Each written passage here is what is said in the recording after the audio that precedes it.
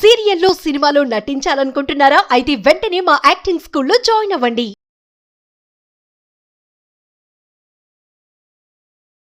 మీరు జాబులు చేయకపోతే మెయింటెనెన్స్ నుంచి తప్పించుకోవడం కుదరదు.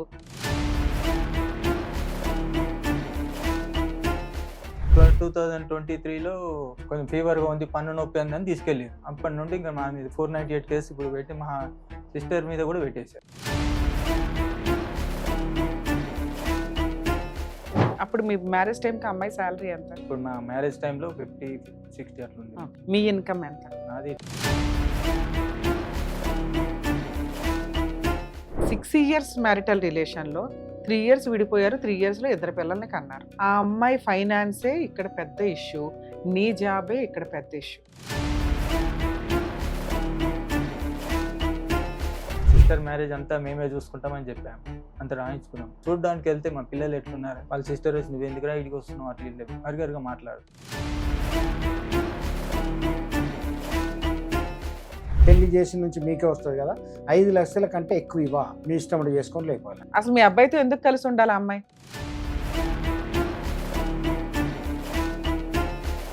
భర్త సంపాదిస్తే భార్య చేసే పనులు, పిల్లల్ని చూసుకోవడం, ఇంట్లో వాళ్ళని చూసుకోవడం, మీరు చేస్తున్న పని అది. భర్త చేస్తే యాక్సెప్ట్ చేసే సొసైటీలో మనం లేం. భర్తను తక్కువగా చేసి చూస్తాం.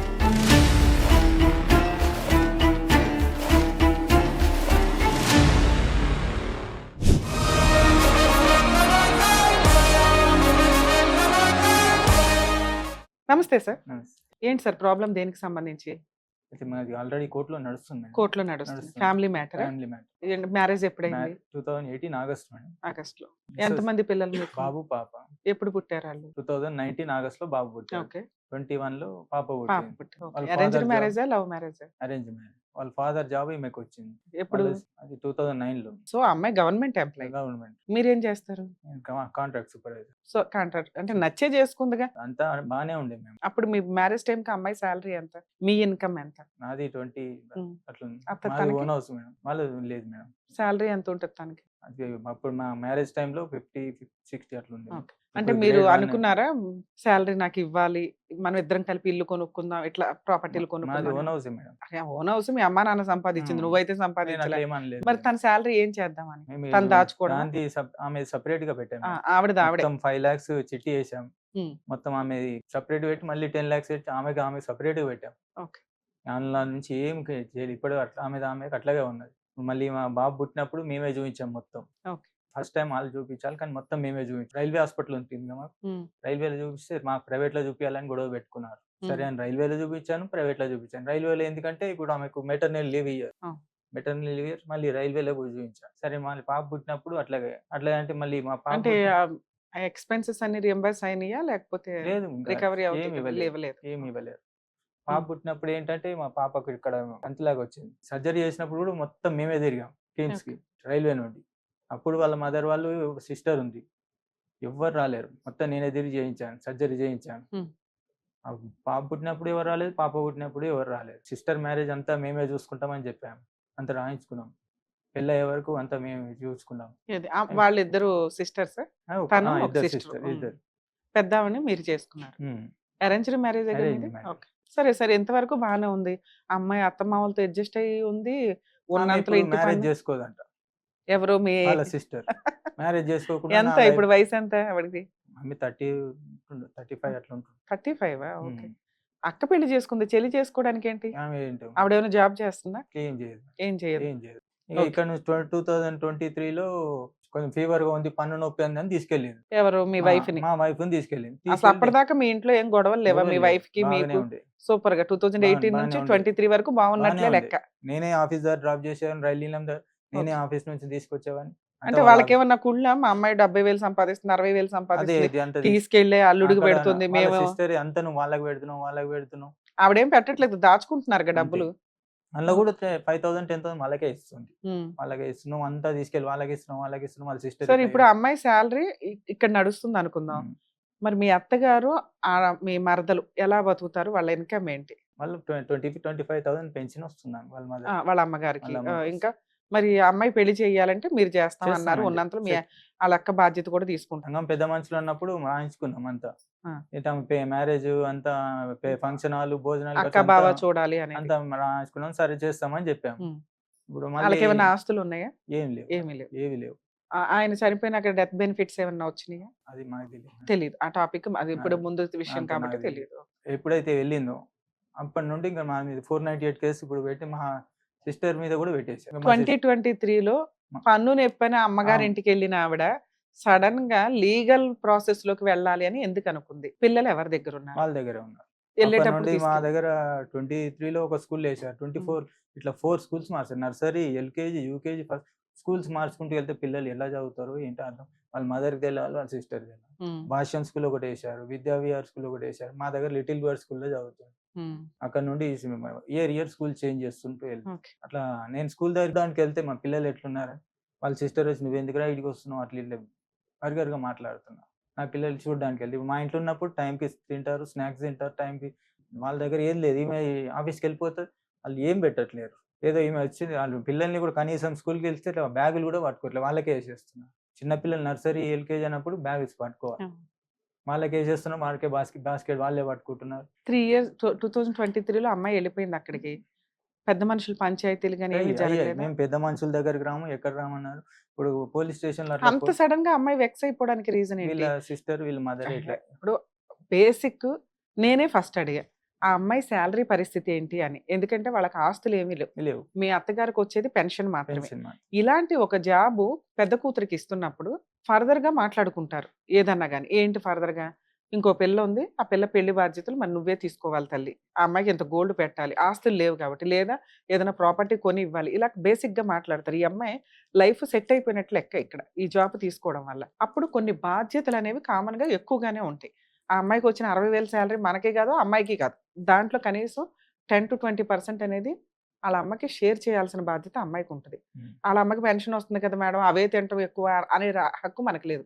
ఉంచుకుంటుందో, చిన్న కూతురికి ఇచ్చుకుంటుందో, చింపుకుంటుందో ఆవిడ ఇష్టం. అయినా ఇప్పుడు ఆవిడ అడగట్లే. మీరు 5,000 ఎంతో పంపిస్తుంది మీ పంపిస్తాం. వైఫ్ ఉన్నంతలో. పంపిస్తాం. ఇదంతా బాగానే ఉన్నప్పుడు సడన్ గా భర్త మీద, ఇంట్లో అత్తమామల మీద, ఆడపడుచుల మీద కేసులు వేయాల్సినంత అదే రిక్వైర్మెంట్ నాకు వద్దితను అనే అంత ఏం జరిగింది? మాలో అయితే ఏం ఆవిడకేం పిచ్చి జరగలేదు. కాదు కదా సడన్ గా. మాలో అయితే ఏం జరగలేదు. అంతే. సరే పోలీస్ స్టేషన్ కౌన్సిలింగ్ జరుగుతాయి కదా, కౌన్సిలింగ్ అక్కడ అక్కడ నుండి ఏమంటుంది? పోలీస్ స్టేషన్ నుండి ఇక్కడ ఉప్పల్ పంపించారు, అల్వాల్ పంపించారు, ఆ. ఎల్బీ నగర్ కోర్టుకు పంపించారు. మాకు ఎక్కడ కౌన్సిలింగ్ వద్దు, ఏదో వద్దు, కోర్టుకే పంపించండి అని. సరే అది కోర్టుకు పంపించేశారు. కోర్టుకు పంపించండి. ఇంకేం కేసులు వేసింది ఆ అమ్మాయి? 498 తప్ప 498, డొమెస్టిక్ వైలెన్స్, 889 మెయింటెనెన్స్ మెయింటెనెన్స్ ఇప్పుడు మెయింటెనెన్స్ అడుగుతున్నాను. వేసారా విడిగా కేసు? వేశారు. మీరేమన్నా డైవర్స్ గానీ కాపురానికి రమ్మని లేదు, గానీ లేదు, వేసారా? నేను రమ్మని వేసాను. అందులో కౌన్సిలింగ్ ఉంటది కదా, అక్కడ కంపల్సరీ కౌన్సిలింగ్ ఏమైంది? కౌన్సిలింగ్ ఏంది? సరే మీరు అడగొచ్చు కదా మీడియేషన్ కి. ఇప్పటికి అమ్మాయి మీరు ఫేస్ టు ఫేస్ అవ్వలేదా లేదు, మాట్లాడుకోవడానికి? లేదు, ఒక 5 నిమిషాలు. మాది మొత్తం కంబైన్డ్ ఫ్యామిలీ. మా ఫోన్ నంబర్స్ అన్ని బ్లాక్ చేసేసారు. ఫోన్ నంబర్స్ అన్ని బ్లాక్ చేసేది.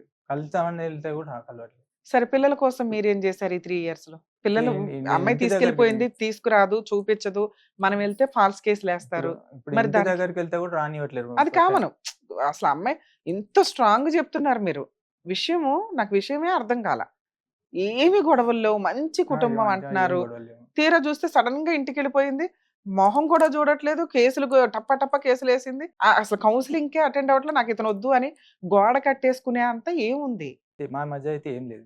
నేను ఇట్లా కూర్చొని మాయలు మంత్రాలు చేసి కనిపెట్టలేను కదా సార్. మీరు చెప్పే దాంట్లో ప్లస్లు మైనస్లు ఏం చేస్తే బెటర్ అనేది చెప్పగలం. సరే కోర్టులో కేసులు నడుస్తున్నాయి, మీకు అడ్వకేట్స్ ఉన్నారు, ఇక్కడికి ఎందుకు వచ్చారు? కౌన్సిలింగా లేకపోతే ఏం చేస్తే బెటర్ అని? మీతో పాటు ఎవరైనా వచ్చారా? మీ డాడీ డాడీ వచ్చారు. డాడీ మాట్లాడతారా? ఎందుకంటే మీరు అసలు ఏం చెప్పరా, నాకు ఎక్కడో ఒకటి పాయింట్ దొరకాల. మీరు ఏదో ఒకటి చెప్పుకుంటూ వెళ్తే కూడా నేను అందులో పిన్ పాయింట్స్ ఎతుకుతా. మీరు అసలు ఏమీ చెప్పలా, జస్ట్ పెళ్లి డీటెయిల్స్, ఆవిడ కేసులు, ఇందులో ఏముంది ఇన్ఫర్మేషన్? ఎక్కడ బ్రేక్ అయ్యింది అనేది తెలియాలి. సరే మీ నాన్నగారిని పిలుద్దాం నన్ను ఒకసారి, తర్వాత మళ్ళీ మిమ్మల్ని పిలుస్తాను. సార్ నమస్తే సార్. మీ అబ్బాయితో మాట్లాడాను ఇప్పటిదాకా. అసలు నాకు ఏ పాయింట్ దొరకలే. ఏం గొడవ జరిగి ఒక కాపురం, 2 పిల్లలు ఉన్న కాపురం నాశనం అయ్యింది? నాకే దొరకలేదు నాన్న. ఇప్పుడు మా ఆమె పోయేటప్పుడు కొద్దిగా జ్వరం వచ్చింది. అంతే. పోయేటప్పుడు అంత ముందు ఎప్పుడు గొడవలు జరగలేదు ముందు ఒకసారి సంవత్సరం ముందు ఒకటి ఏంటంటే అందరు వచ్చారు. ఒకసారి 15 మంది వచ్చారు. ఎందుకు? ఏది మా బిడ్డది ఏమైంది ఏం కథ అన్నట్టుగా వచ్చి. ఏది రెండో అమ్మాయిది? రెండో అమ్మాయి అంటే అప్పుడు మేము మాట్లాడినప్పుడు అమ్మ, మేము ఇది 88లో మాట్లాడినాం కదా. మాట్లాడినప్పుడు ఏమన్నదంటే, నాకు నా తరపు నుంచి నేను రైల్వేలో చేస్తా, ఆయన రైల్వేలో చేస్తా. ఆయన ఏం ఓహో మాట్లాడి మీరు పరిచయం వల్ల సంబంధం ఓకే చేసుకున్నారా? అట్లా లేకపోతే ఈ లవ్ మ్యారేజ్ గీలు కాదమ్మా. వాళ్ళు 2-3 నెలల అది నిజామాబాద్లో ఉన్నారు వాళ్ళు. నిజామాబాద్ నుంచి నా ఫ్రెండ్ దగ్గర ఇంటి దగ్గర కిరాయికి ఉన్నారు. సూపర్. నాకు మంచి అబ్బాయిని చూడు మంచి అబ్బాయిని చూడాలని అంటే నేను మన మనోడే అబ్బాయి ఉన్నాడు తెలుసు కదా. కదా ఆయనకి, మన అబ్బాయి తెలుసు కాబట్టి చూసిండు. మేము ఏం అడగలేదు ఇక, మేము పోయి చూసినాము అంటే నచ్చిందమ్మ అంటే ఆయన అయితే ప్రైవేట్లో చేస్తున్నాము. అప్పటికే వాళ్ళ నాన్న అయితే లేడు. లేడు, చనిపోయింది. 9 ఏళ్ళు ఈ అయింది. అమ్మాయి గురించి వాళ్ళకి ఎలా తెలిసింది? అమ్మాయి మంచిది సూపర్ అని అనటానికి మీరంటే చాలా కాలం నుంచి ఆ పక్కింటి ఓనర్ కి పరిచయం. వీళ్ళు తెలియదు కదా, వీళ్ళ కుటుంబం ఏంటి, ఈ అమ్మాయి ఏంటి, ఏం పూర్తిగా తెలియదు. నాకు తెలిసిన ఆయన వాళ్ళ తమ్మునికి రిలేషన్ కొద్దిగా ఓకే, వాళ్ళ వాళ్ళ కుటుంబం తమ్మునికి. గురించి కూడా ఆయనకి తెలుసు. ఆయనకు తెలుసు ఓకే. మంచోళ్ళే అది ఇది అని చెప్పి ఇక్కడికి వచ్చిన ఒక 6 నెలలకి మీకు సంబంధం గురించి చెప్పారు. చెప్పింది. ఉమ్. చెప్తే మేము పోయినాము, చూసినాము.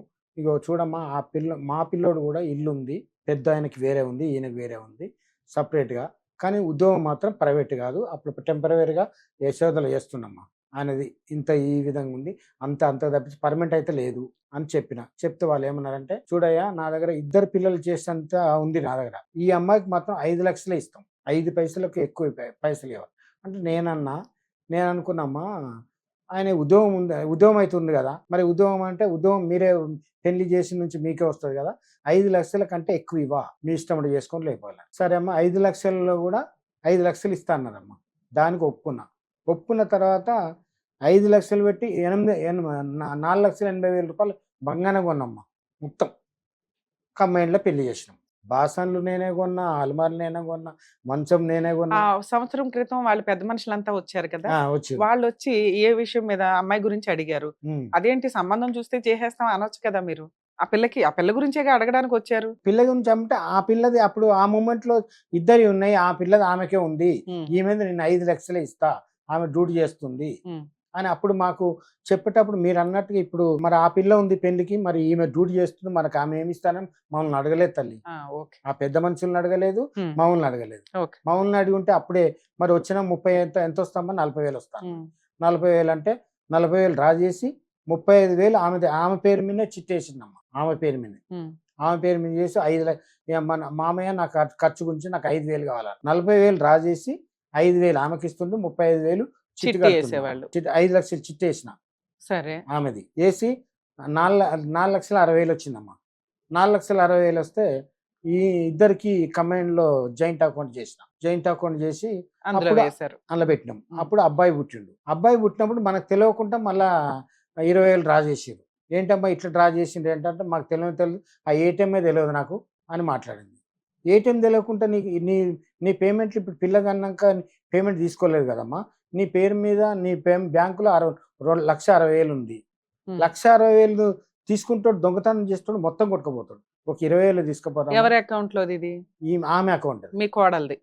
అసలు ఎందుకు తెలుసుకోవాలనుకున్నారు? 1,60,000 ఆవిడ అకౌంట్ లో, ఆవిడ పర్సనల్ తల్లి ఏదో ఒకటి ఖర్చు పెట్టుకుంది అనుకోవచ్చు కదా. అడగలేదు వాళ్ళు, అడగకుండా వాళ్ళు ఏం చేశారంటే ఎవరో వాళ్ళ అమ్మ వాళ్ళ వీళ్ళే కన్న తర్వాత ఇంట్లో ఉంటది కదమ్మా, నేను ఇంత ఖర్చు పెట్టుకున్నా అనుకోలేదు. మళ్ళీ తర్వాత వీళ్ళు ఎట్లా చేస్తున్నా మళ్ళీ 10 లక్షలు చిట్టేసిన ఆమె పేరు మీద. ఇప్పుడు 20,000 తగ్గినందుకు మీరు లెక్క అడిగారా?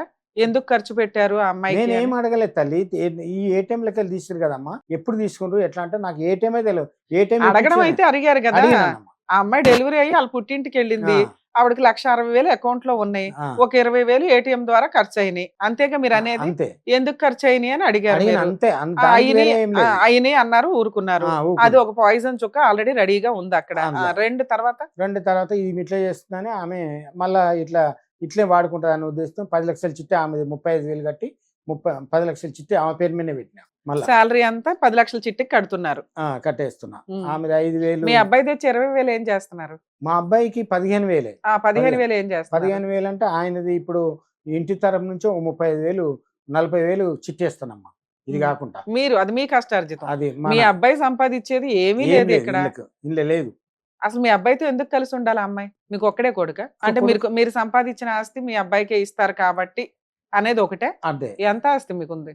40,000 కిరాయి వస్తుంది అంతే. అది మొదలు అంతా కొడుకే ఇస్తారా, కూతురుకు కూడా ఇవ్వడానికి అవకాశం? కూతురుది వేరే, కూతురు లేదు, కూతురుకు లేదు. ఎందుకని ఈ రోజుల్లో 10,000 15,000 అంటే చాలా తక్కువ కదా సార్? ఎందుకు మీ అబ్బాయి అంత తక్కువ శాలరీతో అప్పుడు పనిచేస్తాడు? యశోదలో అది నా 10 ఏళ్ల కింద కదమ్మా. ఇప్పుడు మీ అబ్బాయి ఎంత సంపాదిస్తున్నాడు? కరోనా పీరియడ్ నుంచి తీసేసిండమ్మా. అవునండి, కరోనా దగ్గర నుంచి 5 ఏళ్ల నుంచి మీ అబ్బాయి ఏం పని చేస్తున్నాడు?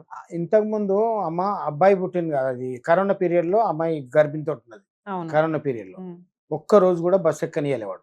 ఎక్కకుండా ఓ, బస్సు ఇప్పుడు మీ కోడలికి ఆటో డ్యూటీ చేస్తున్నాడు, అమ్మాయిని పువ్వులాగా చూసుకోవడానికి అబ్బాయి టైం సరిపోతుంది మొత్తం అంటున్నారు. సంవత్సరం అంతా ఇప్పుడు కన్నదాకా మొత్తం హాస్పిటల్ డ్యూటీ పోలేదమ్మా. సార్, పొద్దున- ఉద్యోగాలు చేసే మగాళ్ళ భార్యలు కూడా కంటున్నారు కదా సార్, వాళ్ళు ఉద్యోగాలు చేస్తున్నారు. ఈ కరోనా పీరియడ్ లో బస్సు ఎక్కిస్తే ఏమన్నా నా భార్యకి ఏమైనా కరోనా వదిలేయండి సార్, 2021 వదిలేయండి, 22 లో సంపాదించాలిగా. ఏమైనా సంపాదిస్తున్నాడు?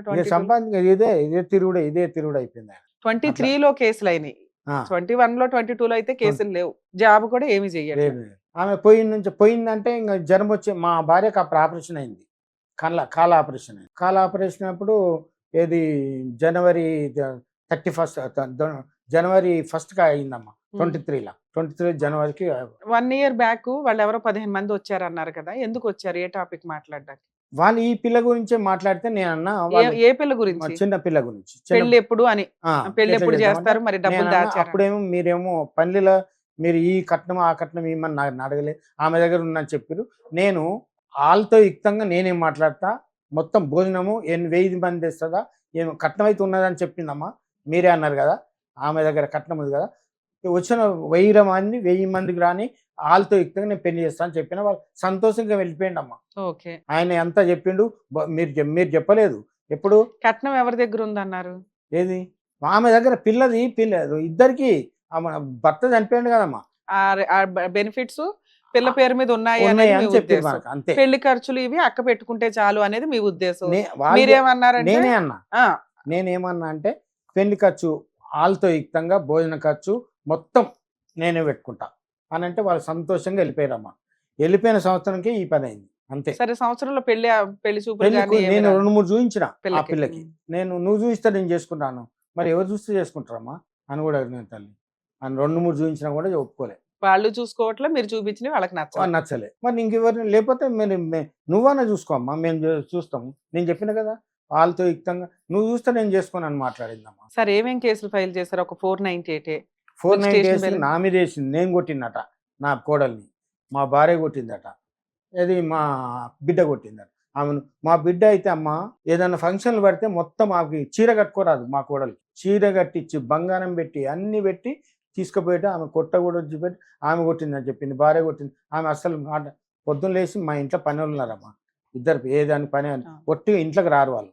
ఒక ఖాళీ లేచి ఇల్లు ఊడ్చుకొని ఆమె డ్యూటీ పోతుంది కదమ్మా. ఇద్దరు పిల్లలు ఆయన స్నానం చేపించుకొని స్కూల్కి తీసుకుపోయి అంతా ఆయనదే, వేరే ఏం లేదు. ఆమెకి మళ్ళీ ఆమె మందం మధ్యాహ్నం వరకు ఉండకపోతుంది. ఆమె మందం పెట్టుకొని 2 టిఫిన్లు పెట్టుకొని ఈమె లేచి టిఫిన్ చేయగానే టిఫిన్ తిని మళ్ళీ ఈయన బస్సు ఎక్కించి లేకపోతే బస్సు ఎక్కించి వస్తుండే, అట్లా చేస్తుండే. అదే అయిపోయిందమ్మా. ఇప్పుడు పోయిన నుంచి మీరు అన్నట్టు 23 నుంచి ఈయన డ్యూటీ ఎక్కడ చేస్తలేడు, ఇదే పని అయిపోయింది. అంతకుముందు ఇక్కడ చేయలేదు తిరుగుడు. కదా అంతకుముందు కూడా సార్. ఇస్తుండే. కోర్టులో 2 నెలలకు ఒకసారి 3 నెలలకు ఒకసారి డేట్ ఉంటది. ఈయన ప్రతి డేట్ కి వెళ్ళి పీకేది ఏమీ లేదు అక్కడ. జాబ్ ఇప్పుడన్నా చేయొచ్చు కదా సార్, ఎందుకు చెయ్యట్లా? ఇప్పుడు ఇదే పని అయిందమ్మా. ఇది పిల్లలతోటి ఇదే. ఆయన ఇది చేసింది ఏం లేదు. ఇప్పుడు ఆయనది. ఇప్పుడు నా దగ్గర ఏంటంటే ఇప్పుడు 6 లక్షలు 4,50,000 60,000 వస్తే ఫిక్స్లు పెట్టిన వాళ్ళ దగ్గర, అది నా దగ్గరనే ఉంది. ఇప్పుడు 10 లక్షల చిట్టు కూడా ఇంకా 2 నెలలు కట్టేస్తానంగా. మామయ్య నాకు పని నొప్పి ఉంది, డాక్టర్ దగ్గర చూపిస్తే 30,000 ఖర్చు అవుతుంది అంటే 30,000 అంటే 15,000 ఇస్తున్నాయా తర్వాత చేయంటే 15,000 తీసుకొని అది ఇచ్చేసిండు. ఆ నెల నేనే కట్టినా, లాస్ట్ నెల నేనే కట్టినా. మనకు 9,60,000 వచ్చింది. అవి నా దగ్గరనే ఉన్నాయి. ఆమె తీసుకుపోయింది ఏం లేదు. ఆడికి పోయినాక ఎవరు మార్చిందో ఆ భగవంతుని తెలుస్తాను. సరే సార్, ఇప్పుడు మీ అబ్బాయికి ఏది చేస్తే బెస్ట్ అని మీరు అనుకుంటున్నారు? ఇప్పుడు ఏమన్నా 3 సంవత్సరాలు అయిపోయింది కదా, ఇప్పుడు ఏం అద్భుతం జరుగుతుంది? ఇప్పుడు ఆ ఉప్పలకు పోయినాం, అక్కడ పోయినా ఇక్కడ పోయినా. ఆమెతోటే మాట్లాడేది కానీ ఈయనతో ఒక్కరోజు కూడా మాట్లాడారు వాళ్ళు కూడా. ఇప్పుడు కౌన్సిలింగ్ మీరు ఎట్లా మాట్లాడేదమ్మా, ఇద్దరిని మాట్లాడాలి కదా. వాళ్ళు 2-3 సార్లు పోయినాము. ఆమె లేదు మీరేం మాట్లాడవలసింది, నేను విడాకులే ఇస్తా, నాకు కోర్టే తీర్పిస్తా అని మాట్లాడుతున్నారు. సరే, విడాకులు తీసేసుకోవచ్చుగా. విడాకులు తీసుకుంటే పిల్లలు నాన్న ఇద్దరు ఆ పిల్లల గురించి నాకు బాధ. అంతే, చిన్న పిల్లలు 6 పిల్లల్ని ఇచ్చేస్తే పెంచుకుంటారా మీరు? పక్క విడాకులు ఇచ్చి. వాళ్ళు పోని ఏం చూసి పెంచుతారు పిల్లల్ని? ఆమెకి ఇప్పుడు 40,000-45,000 వస్తుందా, ఎవరికి? కిరాయి వస్తుంది కదా, ఆమెకే ఇచ్చేస్తా. నా పేరు మీద మీరు అన్నట్టు నా పేరు మీద ఇల్లు ఉంది కదమ్మా. పెద్ద అబ్బాయి వైపు ఉంది, ఈయన పేరు మీద నా పేరు మీద ఉంది. సరే సార్, మీ అబ్బాయితో మాట్లాడతాను, కూర్చోండి సార్.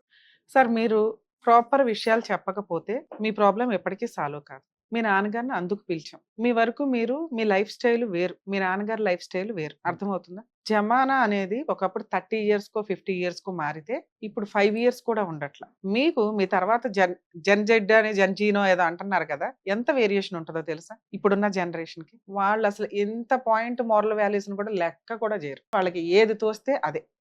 పేరెంట్స్ అన్నా లెక్క ఉండదు, సొసైటీ అన్నా లెక్క ఉండదు. ఓన్లీ డబ్బు ఎంజాయ్ చేయడం, డబ్బు ఎంజాయ్ చేయడం. ఆ డబ్బు ఎక్కడి నుంచి అన్నా రానివ్వండి. ఆ జనరేషన్ లో ఉన్న పరిస్థితి మనం. లైఫ్ అనేది మనుషులుగా పుట్టం ఎంజాయ్ చేయడానికి, ఎవడో మనల్ని కంట్రోల్ చేయడానికి కాదు. ఆ జనరేషన్ ని మీ నాన్నగారి జనరేషన్ ని పెడితే ఎక్కడ సెట్ అవుతుంది? అదృష్టం ఏంటంటే మీ వైఫ్ ఈ జనరేషన్ అమ్మాయి కాదు, మీ జనరేషన్ అమ్మాయి.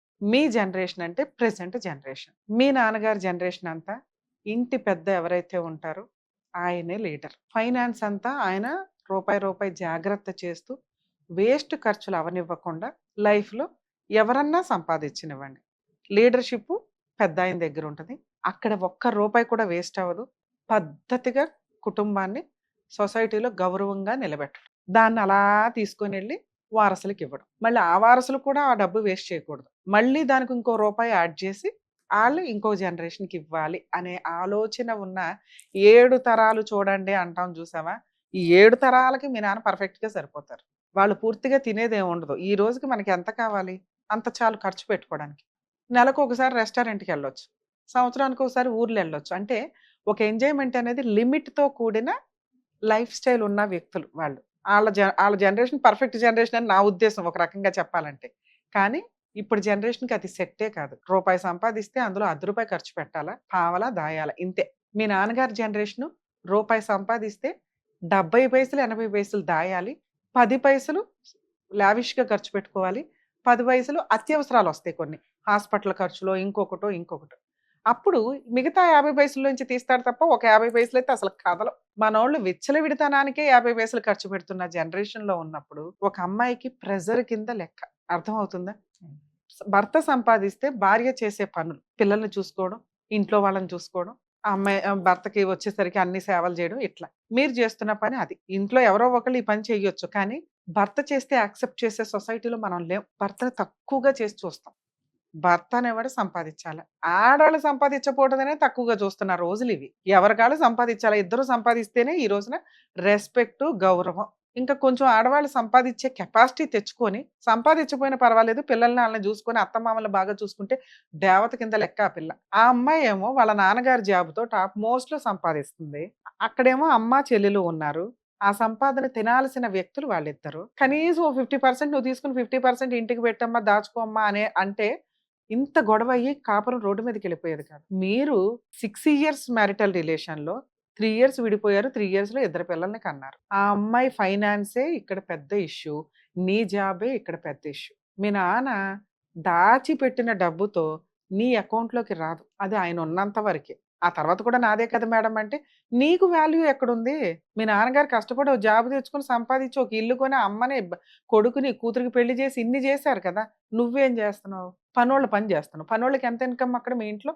5,000. ఆ పనికి కండువా వేసేసుకొని మాట్లాడితే అట్లా? నువ్వు ఒక 20,000, 30,000, 50,000 సంపాదిస్తే ఈ నువ్వు చేసే పని ఆటో వాడు చేస్తావు. ఇంకొంచెం జాగ్రత్త అంటే మనమే ఒక డ్రైవర్ని పెట్టుకుంటాం కారు కొనుక్కొని. ఇంతకంటే పీకి నువ్వేం పని చేసావు చెప్పు? దీనికి ఇంత గొప్ప మార్కులు వేయాల్సిన అవసరమే లేదు. మీ నాన్నకి మార్కులు పడుతున్నాయి, మీ అమ్మకి మార్కులు పడుతున్నాయి, మీ ఆవిడకి మార్కులు పడుతున్నాయి, మీ అత్త మరిదికి కూడా మరదలకు కూడా మార్కులు పడుతున్నాయి. మీకు మార్క్సే పడవు. కాపురం పోవడానికి రీజనే ఇది. ఈ పిన్ పాయింట్ మేబీ నేను చెప్తే మీకు నచ్చకపోవచ్చు, మీకు ఎవరు ఇది ఇంత ఎక్స్ప్లెయిన్ చెయ్యరు. చాలా సెన్సిటివ్ పాయింట్, చిన్న పాయింట్ ఇది. అదేంటి మేడం మీ నాన్నగారు ప్రతి రూపాయి లెక్క చెప్పారు, ఆ పిల్ల ఒక్క రూపాయి తినలే, మీ ఇంట్లో ఎవరు దాచి పెట్టారు. కానీ ఆ అమ్మాయి తినలేదు, భర్త రూపాయి ఆ పిల్ల తినాలి, అది తినలేదు. ఇంట్లో ఏం పని చేయదంటే అసలు అమ్మాయి పనే చేయవసరలే. ఆవిడకి వచ్చే 60,000లో 2,000 పనులకు పెడితే ఆ ఇల్లు ఉడుచుడు ఆ పనులు అయిపోతాయి. 5,000 ఎవరికన్నా ఇస్తే బేబీ కేర్ అయిపోద్ది, ఇంకో 2,000 ఎవరికన్నా ఇస్తే డ్రైవింగ్ పని అయిపోతుంది. ఆ 20,000 నువ్వు సంపాదిస్తే ఈక్వల్. అర్థమవుతుంది సార్? ఇది ఆ అమ్మాయికి ఎవరన్నా ఎక్స్ప్లెయిన్ చేయాలి. ఇంత సెన్సిటివ్ పాయింట్ తల్లి ఇది. నీ భర్త మంచోడు, మీ అత్తమామలు మంచోళ్ళు, వాళ్ళు ఒక్క రూపాయి తినలేదు, నీది దాచిపెట్టారు. సో ఇంత మంచి కుటుంబానికి ఆ 2 పిల్లలకి ఈ కుటుంబం చాలా అవసరం అని ఎవరన్నా ఎక్స్ప్లెయిన్ చేయాలి అంటే ఆ అమ్మాయి ఇక్కడికి వస్తే రమ్య గారు చెప్తారు. ఇంత సెన్సిటివ్ పాయింట్ పట్టుకోవడం ఎవరి వల్ల కాదు. ఆ అమ్మాయి ఏం చెప్తుంది? నా డబ్బు తినేశారు, నా ఇది చేసేశారు, ఇంక ఆళ్ళు చెప్పిందే ఆ ఇంట్లో నడిచేది. నేను జస్ట్ ఒక బొమ్మలాగానే ఉన్నాను. నాకు అసలు ఆ ఇల్లే వద్దండి అని. ఈ రోజుల్లో ఎవరు నాన్న అత్తమామలతో కలిసి ఉండేది? అలాంటి ఒక బంగారం దొరికినప్పుడు ఆ పిల్లని మనం ఎంత జాగ్రత్తగా చూసుకోవాలని ఉండాల. ఆ పిల్లకి ఎనకాల నాన్న లేడు కాబట్టి, అమ్మయితే ఉందిగా. అమ్మా, నాన్న కూడా ఉండవసరంలా. వీళ్ళే ఒక రోజు వెక్స్ అయిపోయినాక డెసిషన్ తీసుకొని సర్దుకొని వెళ్ళిపోతారు. ఆ పిల్ల కాళ్ళ మీద ఆ పిల్ల బతకగలదు. ఇద్దరు పిల్లలు మంచి కాన్వెంట్‌లో యేసుకొని బతకగలదు. నువ్వు లేకుండా ఆ అమ్మాయి రాయల్‌గా బతకగలదు. నువ్వు బతకలేవు. మీ అమ్మా, నాన్న లేకపోతే నువ్వు సున్నా. మీ నాన్న సంపాదించిన ఆస్తి లేకపోతే. వాళ్ళు సంపాదించిన దానికి ఒక రూపాయి మనం యాడ్ చేస్తేనే రెస్పెక్ట్. అది ఆడాళ్ళైనా, మగాళ్ళైనా. ఆళ్ళ సంపాదన అనేది మనకి బ్యాక్ బోన్ కింద ఉపయోగపడాల. దాని మీదే బతికేద్దామంటే మన పుట్టుకెందుకు? ఇక్కడ ఇద్దరు పిల్లలు తండ్రి లేకుండా బతుకుతున్నారక్కడ. గౌరవంతో బతుకుతున్నారు. బతకలేనిపోతుంది ఎవరు అంటే మీరు. సో, ఇదొక్కసారి రియలైజ్ అవ్వండి. ఇది నేను ఆ అమ్మాయికి కూడా చెప్పగలిగితే, తల్లి ఆ అబ్బాయి ఇక నుంచి జాబ్ చేస్తాడు. నీకు ఇంట్లో ఉన్న కష్టాలేంటి? చాలా చిన్న విషయాలు చెప్తది ఆ పిల్ల. ఫైనాన్స్ తప్ప ఏమీ చెప్పదు. అంతా మా మామయ్య గారు డీల్ చేస్తారండి. నాకు ఏ స్వేచ్ఛ లేదు. మా ఆయన ఏమీ సంపాదించడు. తీసుకెళ్ళుడు, తీసుకొచ్చుడు ఇంతకు మించి ఏమీ లేదు. నేను ఏదైనా కొనుక్కోవాలన్నా అందరికి తెలియాలి. నేను ఒక ఏటీఎం కార్డ్‌లో ఒక 20,000 ఆ 70,000 సంపాదించే పిల్ల ఒక 20,000 ఖర్చు పెట్టాలన్నా లెక్కలు చెప్పాలి. ఇప్పుడు ఎవ్వరికీ చెప్పవసరలా. హ్యాపీగా ఆ ఇంట్లో అమ్మాయి లీడరు. మహారాణిలాగా ఒక రాజ్యాన్ని పరిపాలిస్తుంది.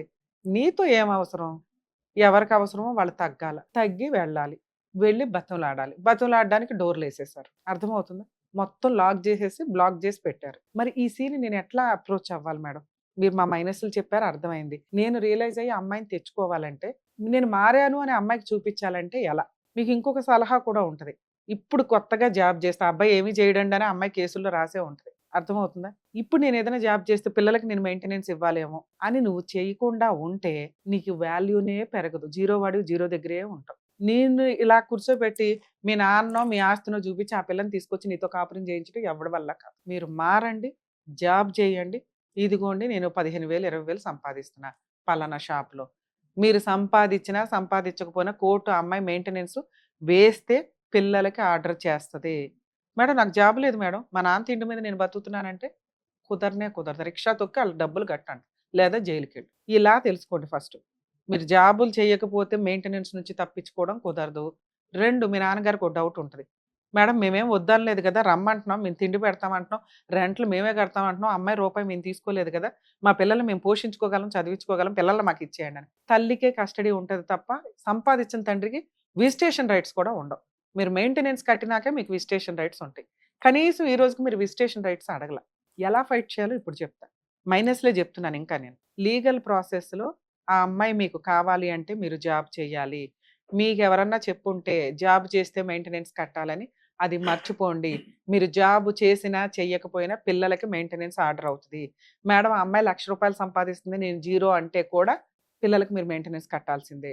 ఆ అమ్మాయి రూ. 1,00,00,000 సంపాదించినా తండ్రి బాధ్యత కొంత ఉంటుంది. 2 ఒకవేళ మీరు కనీసం అమ్మాయితో ర్యాపో పెంచుకొని మాట్లాడాలి అంటే మీరేదైనా జాబ్ చేస్తుంటే, ఇదిగో అమ్మ మారాడు, వర్క్ చేసుకుంటాడు, ఇద్దరు కలిసి ఉండండి అని చెప్పగలం. నేను మాట్లాడేది మీకు అర్థమవుతుందా? ఓకే. 2 మీరేసిన ఆ రెస్టిట్యూషనల్ కంజుగల్ రైట్స్ కేస్ ఉంది కదా! అందులో పిల్లల విజిటేషన్ రైట్స్‌కి ఒక పిటిషన్ ఎయ్యండి. కస్టడీ అవసరంలా. పిల్లల్ని విజిటేషన్ రైట్స్‌కి వెయ్యండి అని దాంట్లో ఒక పిటిషన్ ఎయ్యండి. విజిటేషన్ రైట్స్ మీకు ఆర్డర్ అవ్వాలంటే మెయింటెనెన్స్, ఇంటీరియర్ మెయింటెనెన్స్ ఆర్డర్ అవుతుంది. మనం ఇంటీరియర్ మెయింటెనెన్స్ కడుతూ ఉంటే విజిటేషన్ రైట్స్ ఇస్తారు. ఈ 2 టాలీ అవుతాయి. 3 రెస్టిట్యూషనల్ కంజుగల్ రైట్స్‌లో మీడియేషన్‌కి రిక్వెస్ట్ చేయండి. ఖచ్చితంగా జడ్జి గారు అక్కడే ఉంది మీడియేషను. మీడియేషన్‌కి రిఫర్ చేస్తారు. ఇప్పుడు నేను చెప్పింది మీరు కొంచెం ఈ 1, 2 మంత్స్‌లో ఏమన్నా రియలైజ్ అయితే మారిన వ్యక్తిగా అక్కడ కనిపిస్తే ఫోన్‌లు ఏమన్నా స్టార్ట్ అవుతాయేమో నా ఉద్దేశం. ఇప్పుడప్పుడే ఆ అమ్మాయి మీతో కాపురానికైతే రాదు. విడాకులే ఇస్తది. ఆ టాపిక్ కూడా మాట్లాడతా. ఇలా ఏదన్నా ఒక ఛాన్స్ ఉంటే మాట్లాడుకొని మాక్సిమం ఇంకో 1, 2 ఇయర్స్ అయితే ట్రై చేయండి. 3 ఇయర్స్ అయిపోయింది ఆల్రెడీ. ఇంకో 2 ఇయర్స్ ట్రై చేసుకోండి. మీరనే పిల్లల కోరిక కోసం. మీరు మారి ఇలా ట్రై చేస్తే ఆ అమ్మాయి ఏమన్నా యాక్సెప్ట్ చేస్తే పిల్లల అదృష్టం తల్లిదండ్రులిద్దరూ ఉంటారు. లేకపోతే మిమ్మల్ని సేవ్ చేయడం ఇంపార్టెంట్ ఇక్కడ. ఈ కోర్టుల చుట్టూ తిరిగేదానికంటే ఆవిడ మ్యూచువల్ డైవర్స్ ఫ్రీగా ఇస్తానన్న ఓ పావలా 10 పైసలు అడిగి మీ దగ్గర ఆల్రెడీ ఆ అమ్మాయి దాచుకున్న డబ్బులు కొంతున్నాయి. అవి ఇచ్చేసన్నా మ్యూచువల్ డైవర్స్‌కి వెళ్ళిపోవడం బెస్ట్. నిలబడని కాపురం ఎప్పటికీ నిలబడదు. మీరు డిప్రెషన్‌లోకి వెళ్ళడం తప్ప. 3 ఇయర్స్ ట్రై చేయండి చాలు. మీరు 3 ఇయర్స్ ట్రై చేసిన విధానం కరెక్ట్‌గా లేదు. అందుకని నేను ఇంకొక 2 ఇయర్స్ అడుగుతున్నా. ఆ 2 ఇయర్స్‌లో మీరు చేయాల్సిన పని జాబ్ చేయడం, పిల్లలకి ఇంటీరియర్ మెయింటెనెన్స్ కట్టడం, విజిటేషన్ రైట్స్ తీసుకోవడం, పిల్లలతో ర్యాపో పెంచుకోవడం, మీ ఆవిడతో మీడియేషన్కి ట్రై చేయడం రెస్టిట్యూషనల్ కంజుగల్ రైట్స్ ద్వారా. ఇలా ఒక 2 ఇయర్స్ ట్రై చేసి కూడా వర్కౌట్ అవ్వకపోతే ఆవిడ అడిగింది ఆవిడకి ఇచ్చేసి మీ లైఫ్ మీరు చూసుకోండి. మీ కేసులో ఇది బెస్ట్. మేడం మీరు ఇప్పుడు మాట్లాడొచ్చు కదా ఆ అమ్మాయితో అంటే కరెక్టే కాదు, సెట్ అవ్వదు కూడా, యూజే లేని నా పరువు తీయడానికి టీవీ షోకి వెళ్ళాడు అంట. అర్థమవుతుందా? ఒక డోర్ ఓపెన్ చేయడానికి నేను రెడ్ కార్పెట్ మార్గం చెప్తున్నా. కంకర రాళ్ళు ఉన్నాయి, ఇవి ఉన్నాయి, కాస్త నడుచుకొని సెట్ చేసుకొని వెళ్ళు బాబు అని. ఇన్ కేస్ ఇప్పుడు నేను ఫోన్ చేశాను అనుకోండి, టీవీ షో దాకా వెళ్ళారని ఇక్కడ ఒక పెద్ద గేట్ వేస్తుంది. ఈ గేట్ పగలగొట్టడానికి మళ్ళీ ఇంకో సంవత్సరం వేస్ట్. అర్థమవుతుందా? సో మేము మాట్లాడడం మీ కేసులో కరెక్ట్ కాదు, ఇలా నేను చెప్పిన వేలో వెళ్తే బెటరు. అలా ఒక 1-2 ఇయర్స్ చూడండి, అవ్వకపోతే మ్యూచువల్కి వెళ్ళండి. లేదు మేడం కొంచెం 50-50గా ఉంది ఈ 1 ఇయర్లో నేను ట్రై చేసిన విధానానికి, మీరు ఇంకోసారి ట్రై చేస్తే వర్కౌట్ అవుతుంది అనిపిస్తే ఈ షో ఇంకా కంటిన్యూ అవుతూనే ఉంటుంది. మా వాళ్ళకి ఎప్పుడు ఫోన్ చేసినా నేను అందుబాటులో ఉండి నేను మాట్లాడడానికి ఒక అవకాశం. సరేనా? ఆల్ ది బెస్ట్ నాన్న.